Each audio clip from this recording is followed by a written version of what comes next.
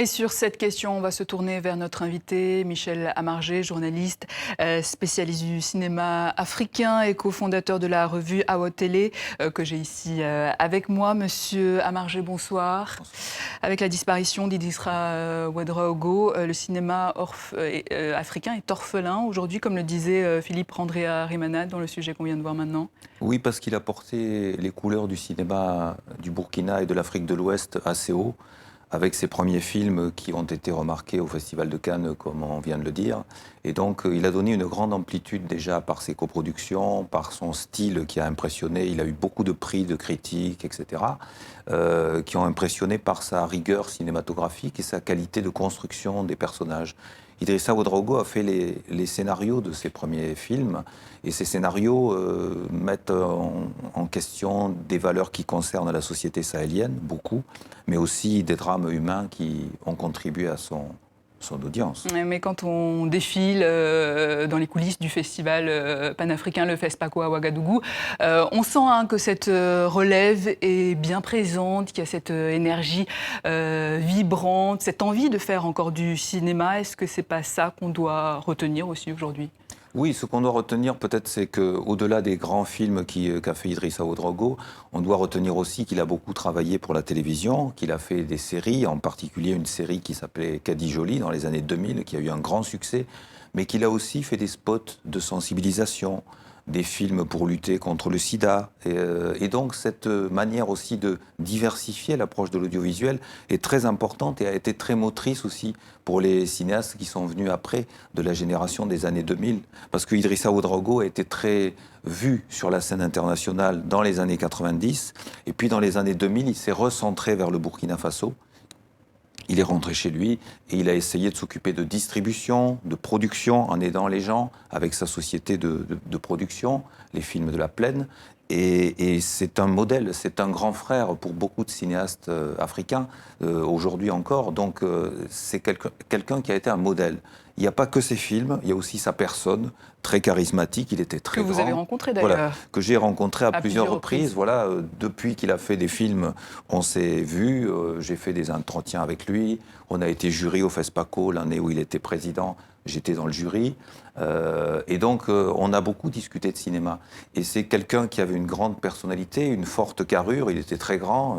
Il appelait les autres petits parce qu'il était très grand. Et en même temps, il avait beaucoup de sympathie, de charisme pour la génération qui venait à lui. Il y a des cinéastes qui, très connus, quand on vient vers eux, ils disent « laisse-moi tranquille » et lui il disait « viens, on va… » Il était très proche de cette relève, de cette nouvelle génération de futurs cinéastes, par exemple. Est-ce que vous diriez que le terme de cinéma africain est inapproprié parce que finalement il y a autant de cinéma que de pays? Je pense par exemple à Nollywood, la production nigériane qui est assez différente finalement de la production abidjanaise, ivoirienne. Oui.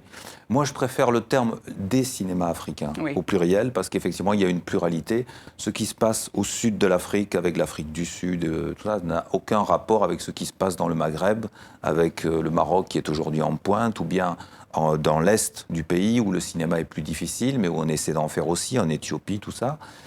Et puis en Afrique de l'Ouest, où le cinéma est traditionnellement un cinéma d'auteur, un cinéma qui s'est tourné vers l'Occident pour arriver à financer des films et qui fonctionne d'une manière totalement différente que d'autres zones africaines. Donc je préfère parler de diversité et de pluralité en ce qui concerne les cinématographies africaines. Oui, alors justement, si on peut parler de cinéma d'Afrique francophone, comment il se porte ce cinéma en termes de production, de financement, de salles de cinéma également? Eh bien, aujourd'hui, on a connu un déclin des salles de cinéma. Aujourd'hui, on essaie d'en remettre. Parce qu'évidemment, la télévision, le fait qu'on puisse voir des films de manière beaucoup plus accessible sur des tablettes, ça a beaucoup concurrencé le cinéma. Mais le cinéma reste un spectacle très populaire en Afrique de l'Ouest et dans les zones francophones de l'Afrique.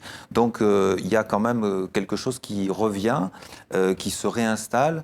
Et puis, les créateurs n'ont jamais cessé de faire des images. Alors, peut-être pas des films aussi ambitieux que des films comme ceux d'Idrissa Ouedraogo, Tilay, ou des films comme Yen de Djibril Diop Mambéty, mais aujourd'hui des films plus modestes. Il y a un courant qui essaient de faire des films pour l'international.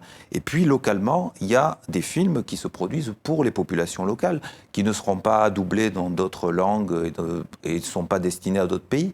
Mais cette production-là est très importante et revivifie l'audiovisuel. Et quand on parle en matière d'image, j'entends pas seulement les films de fiction, mais j'entends aussi tout ce qui se produit pour la télévision, qui est en augmentation, et puis tous ces films de sensibilisation qui permettent de dépasser l'analphabétisme et qui permettent de s'adresser à un public très très large, très reculé dans les campagnes. Alors rapidement peut-être, quels sont les réalisateurs avec qui il faudra absolument compter dans les prochaines années ? Rapidement, s'il vous plaît. C'est un petit peu difficile parce qu'effectivement, on est aujourd'hui à un tournant entre l'usage de la pellicule, qui nécessite des laboratoires, des aides occidentales souvent, etc. Et puis un tournant où les réalisateurs s'affranchissent de ça pour justement tourner des films en numérique. Alors par exemple, me vient l'exemple d'un cinéaste congolais, Dieudo Hamadi, dont un des derniers films est présenté en avant-première à Berlin. Il y a d'autres cinéastes, Apollinaire Traoré au Burkina Faso, par exemple, une jeune femme qui s'affirme et dont Idrissa Ouedraogo a produit les premiers films. Donc voilà, il y a à la fois des hommes, des femmes qui vont sur le terrain et qui utilisent beaucoup les possibilités du numérique pour faire beaucoup de documentaires. Et peut-être un peu moins de fiction. Et on va suivre tout cela avec beaucoup d'attention. Michel Amargé, merci. Je rappelle que vous êtes journaliste et cofondateur notamment du site AfriCiné.